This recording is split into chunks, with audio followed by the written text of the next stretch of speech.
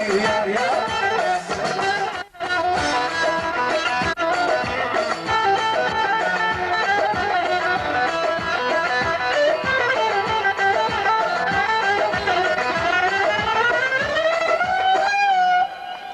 Ya.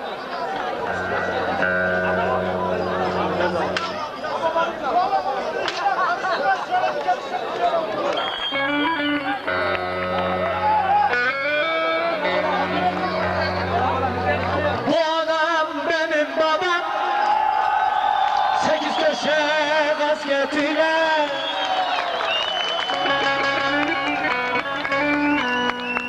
Omuzunda sakrosuyla. Kaç çocuk büyüttün Emin Bey? Allah bağışlasın. 6 çocuk büyütmüş bir direksiyon maaşıyla. Bu adam senin baban. Hey, hey. Ağlama Emin baba, sızlama benim babam. Bugünler geçer babam. Hey. Bir kapıyı kapayan diğerini açar babam.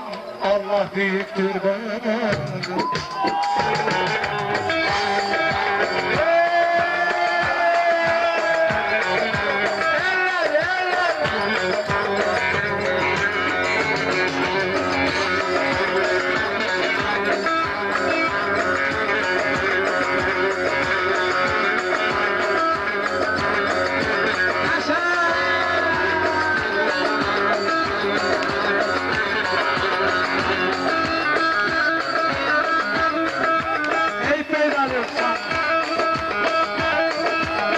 Sabahtan bir dayanca tokma tozun Mehmet Eroy. Hep beraber. Açın.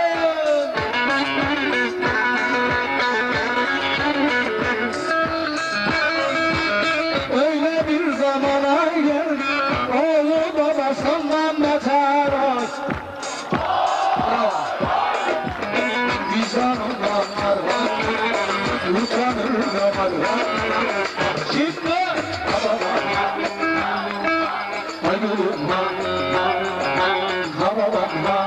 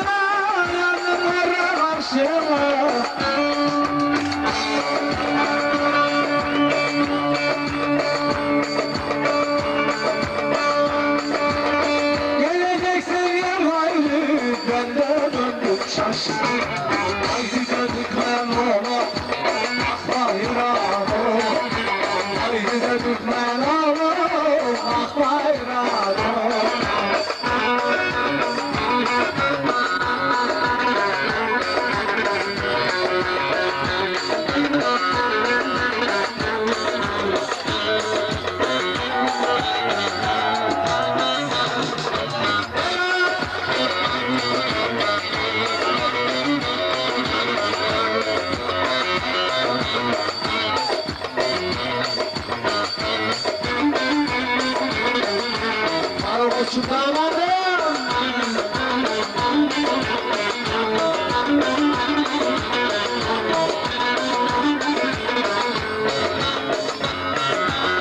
Polat'ın yollarında Polat'la, yollarında Eceler kollar var.